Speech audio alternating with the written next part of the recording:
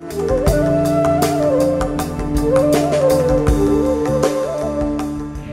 ஹிந்து தமிழ் இணையதள நேயர்களுக்கு வணக்கம்.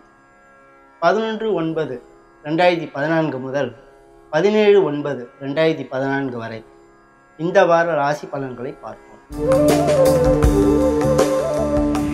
மேஷ ராசி நேயர்களே, உங்கள் ராசிக்கு 5இல் சூரியனும் சுக்கிரனும் 6இல் புதனும் ராகுவும் உலவுவது சிறப்பாகும். எதிர்பாராத பொருள் வரவுக்கு இடமுண்டு. அதிர்ஷ்ட வாய்ப்புகள் சற்று அதிகரிக்கும். மக்களாலும் உடன் பிறந்தவர்களாலும் ஒரு நன்மைகள் ஏற்படும். வார பின்பகுதியில் பொருள் வரவு மேலும் கூடும். குடும்பத்தில் நற்காரியங்கள் நிகழும். அரசு சம்பந்தப்பட்ட பணிகள் இனிது நிறைவேறும். வியாபாரிகளுக்கு லாபம் கூடும் நேரம் இது. அந்நியர்களால் அனுகூலம் உண்டாகும். ராசிநாதன் செவ்வாய் 8இல் இருந்தாலும் குருவின் பார்வையை பெறுவதால் அதிகம் சங்கடங்கள் ஏற்படாமல் இருக்கும். நிலபுலங்கள் சேருவதற்கு வாய்ப்பு உண்டு. 7இல் சனி இருப்பதால் சனி பிரீதி செய்து கொள்வது நல்லது. ரிஷபராசி நேயர்களே, உங்கள் ராசிக்கு 4இல் சுக்கிரனும் 5இல் புதனும் 6இல் சனியும் உலவுவது விசேடமாகும். நண்பர்கள், உறவினர்கள் ஆகியோரால் அனுகூலம் உண்டாகும். புதிய பொருட்கள், சொத்துக்கள் சேரும் நேரம் இது. குடும்பத்தில் மகிழ்ச்சி அதிகரிக்கும். மக்களால் ஒரு நன்மைகளை பெறுவீர்கள். வியாபாரிகளுக்கு திறமைக்குரிய லாபம் கிடைத்து வரும். ஆன்மீக பணிகளில் ஈடுபாடு உண்டாகும். பொது நலப் பணியாளர்களுக்கு நற்பெயர் கிடைக்கும்.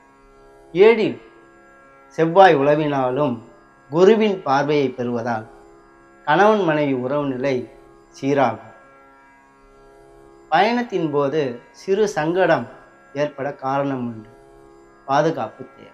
ராகுக்கு பிரீதியாக துர்க்கையை வழிபடுவது நல்லது. மிதுன ராசி நேயர்களே, உங்கள் ராசிக்கு 2இல் குரு உலவுவது விசேடமாகும். குடும்ப நலம் சிறக்கும். பொருளாதார நிலை உயரும். வாக்கு வன்மை கூடும். 3இல் சூரியனும் சுக்கிரனும் உலவுவதால் அரசு சம்பந்தமான விவகாரங்கள் இனிது பூர்த்தியாகும். 4இல் புதன் வலுத்திருப்பதால் நண்பர்கள், உறவினர்கள் ஆகியோரால் நலம் பெறுவீர்கள். வியாபாரத்தில் வளர்ச்சிக்கான சந்தர்ப்பம் கூடி வரும். 5இல் சனி உலவுவதால் மக்களால் சிறு சிறு பிரச்சனைகள் ஏற்பட்டாலும் குருபலத்தால் சமாளித்து வருவீர்கள். 6இல் செவ்வாய் உலவுவது விசேடமாகும். எதிர்ப்புகளை கடந்து வாழ்வில் முன்னேற்றம் காண வழிபிறக்கும். சொத்துக்கள் சேரும். சொத்துக்களால் ஆதாயமும் கிடைக்கும்.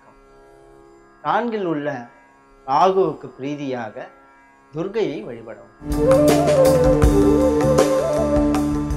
கடகராசி நேயர்களே, உங்கள் ராசிக்கு 9, 10, 11ஆம் இடங்களில் சந்திரன் உலவும் வாரம் இது.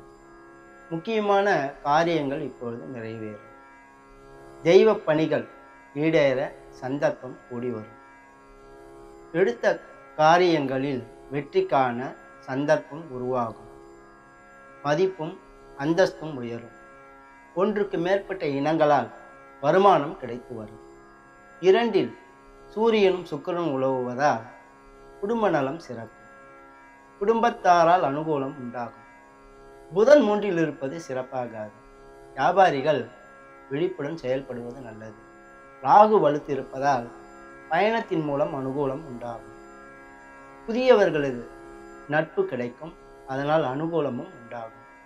4இல் சனி இருப்பதால் அலைச்சல் சற்று அதிகரிக்கவே செய்யும்.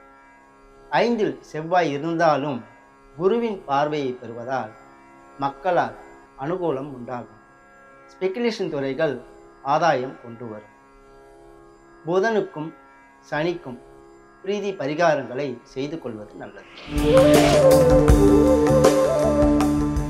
சிம்ம ராசி நேயர்களே, உங்கள் ராசிநாதன் ராசியிலேயே வலுத்திருக்கிறார். சுக்கிரனும் ராசியில் இருக்கிறார். இதனால் கம்பீரமாக நடைபோடுவீர்கள். காரியத்தில் வெற்றி கிடைக்கும். 2இல் புதன் இருப்பதால் பொருள் வரவு அதிகரிக்கும். வியாபாரத்தில் வளர்ச்சிக்கான வாய்ப்பு உண்டு. 3இல் சனி இருப்பதால் உங்கள் திறமை வீண் போகாது. உழைப்புக்குரிய பயனை பெற்று வருவீர்கள். 4இல் செவ்வாய் இருந்தாலும் குருவின் பார்வையை பெறுவதால் புதிய சொத்துக்கள் சேருவதற்கு வாய்ப்பு உண்டு. சொத்துக்கள் வாங்க சந்தர்ப்பம் கனிந்து வரும். 2இல் ராகுவும் 8இல் கேதுவும் இருப்பதால் புதியவர்களிடம் எச்சரிக்கையுடன் பழகுவது நல்லது. சர்ப்பசாந்தி செய்து கொள்ளும். கன்னிராசி நேயர்களே, உங்கள் ராசிநாதன் புதன் ராசியிலேயே வலுத்திருக்கிறார். குரு செவ்வாய் ஆகியோரது சஞ்சாரமும் அனுகூலமாக இருப்பதால் எடுத்த காரியங்களில் வெற்றி பெறுவீர்கள். எதிர்ப்புகள் விலகும். நல்ல வாய்ப்புகள் கூடி வரும். பண நடமாட்டம் அதிகரிக்கும். குடும்பத்தில் நற்காரியங்கள் நிகழ சந்தர்ப்பம் கூடி வரும். தொலைதூர பயணத்தின் மூலம் அனுகூலம் பெறுவீர்கள். நண்பர்கள், உறவினர்கள் ஆகியோரது தொடர்பு நலம் தரும். புதிய சொத்துக்கள் சேர சந்தர்ப்பம் கூடி வரும். ஜென்ம ராசியில் ராகுவும் 7இல் கேதுவும் இருப்பதால் சர்ப்ப சாந்தி செய்து கொள்வது நல்லது. துர்க்கையையும் விநாயகரையும் தொடர்ந்து வழிபடும். துலா ராசி நேயர்களே, உங்கள் ராசியாதிபதி சுக்கிரன் 11இல் சூரியனுடன் கூடியிருக்கிறார். 2இல் செவ்வாய் இருந்தாலும் குருவின் பார்வையை பெறுகிறார். இதனால் பொருளாதார நிலையில் எதிர்பாராத வளர்ச்சியை காண்பீர்கள். குடும்ப நலம் சீராகவே இருந்து வரும். கணவன் மனைவி உறவு நிலை திருப்தி தரும். அரசாங்கத்தாரால் எதிர்பார்த்திருந்த காரியங்கள் இப்பொழுது நிறைவேறும். கலைஞர்களுக்கு வரவேற்பு கூடும். மாதர்கள் நலம் பெறுவார்கள். ஆடவர்களுக்கு பெண்களால் அனுகூலம் உண்டாகும். எடுத்த காரியத்தில் எப்பாடுபட்டாவது வெற்றி பெறுவீர்கள். 12இல் புதனும் ராகுவும் இருப்பதால் எதிர்பாராத செலவுகள் ஏற்படும். இடமாற்றம் உண்டாகும். ராகுவுக்கும் புதனுக்கும் பிரீதி பரிகாரங்களை செய்து கொள்வது நல்லது. விருச்சிக ராசி நேயர்களே, உங்கள் ராசிநாதன் ராசியிலேயே அமர்ந்து குருவின் பார்வையை பெறுவது விசேடமாகும்.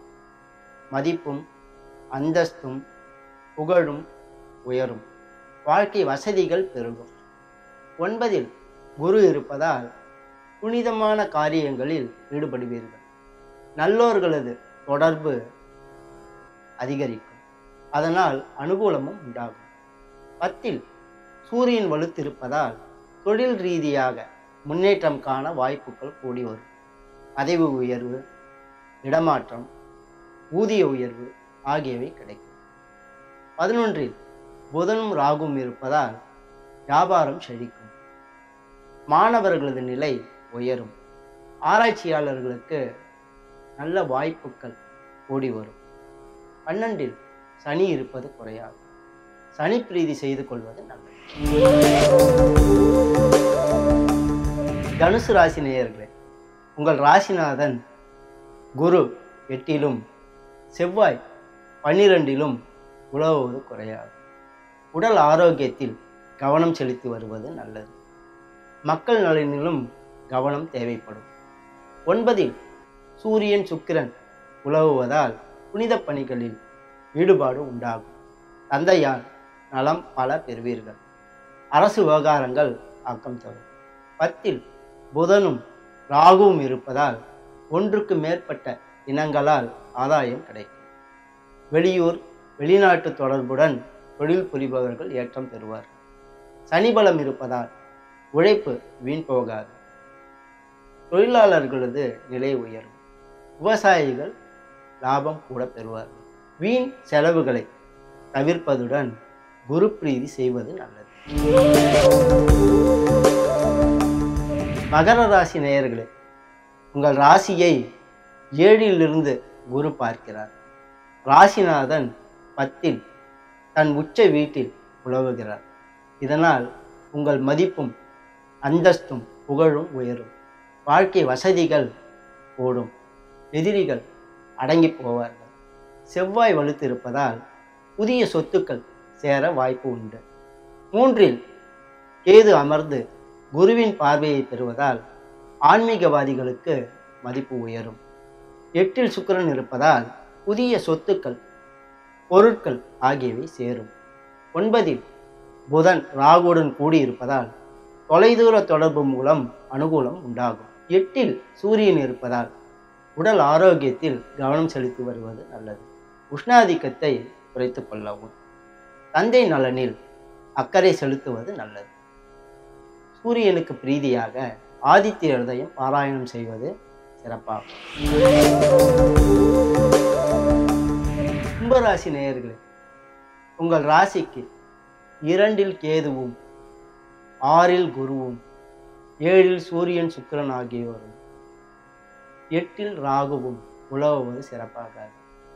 புதனும் செவ்வாயும் வலுத்திருப்பதால் எதையும் சமாளிக்கும் சக்தி பிறக்கும். காரியத்தில் வெற்றிக்கான சந்தர்ப்பம் கூடி வரும். உடன் பிறந்தவர்கள் உங்களுக்கு பக்கபலமாக இருப்பார்கள். வியாபாரத்தில் அபிவிருத்தி காண முடியும். எழுத்தாளர்கள், பத்திரிகையாளர்கள், சிந்தனையாளர்கள், தரகர்கள், கமிஷன் ஏஜென்ட்டுகள் ஆகியோருக்கெல்லாம் ஆதாயம் கூடும் நேரம் இது. பிற மொழி மத இனக்காரர்களிடம் எச்சரிக்கையுடன் பேசி பழகுவது நல்லது. சர்ப்பசாந்தி செய்து கொள்ளவும். மீனராசி நேயர்களே, உங்கள் ராசிக்கு 5இல் குரு பலத்துடன் உலவுகிறார். ராசியை பார்க்கவும் செய்கிறார். இதனால் உங்கள் மதிப்பும் அந்தஸ்தும் உயரும். புகழ் கூடும். பாராட்டுகளையும் பரிசுகளையும் பெறுவீர்கள். மக்கள் நலம் திருப்தி தரும். மக்களால் அனுகூலமும் பெறுவீர்கள். குடும்பத்தில் சுபகாரியங்கள் நிகழும். நல்ல செய்தி வந்து சேரும். உடன் பிறந்தவர்கள் உதவுவார்கள். அரசாங்கம் மூலம் எதிர்பார்த்திருந்த காரியம் இப்பொழுது நிறைவேறும். முக்கியஸ்தர்கள் உங்களுக்கு உதவிக்கரம் நீட்டுவார்கள். அதிர்ஷ்ட வாய்ப்புகள் அதிகரிக்கும். போட்டிகளில் வெற்றி பெறுவீர்கள். ராகு, கேது, சனி ஆகியோரது சஞ்சாரம் சிறப்பாக இல்லாததால் குறிப்பிட்ட கிரகங்களுக்கு பிரீதி பரிகாரங்களை செய்து கொள்வது நல்லது. மொத்தத்தில் இந்த வாரம் கடக ராசிக்காரர்களுக்கு சிறப்பானதாக அமையும். இதர ராசிக்காரர்கள் அவரவர்களுக்கு சொல்லப்பட்டுள்ள பிரீதி பரிகாரங்களை செய்து கொள்வதன் மூலம் கெடுபலன்களை குறைத்து கொள்ளலாம். சுபபலன்களை கூட்டிக் கொள்ளவும் வாய்ப்பு.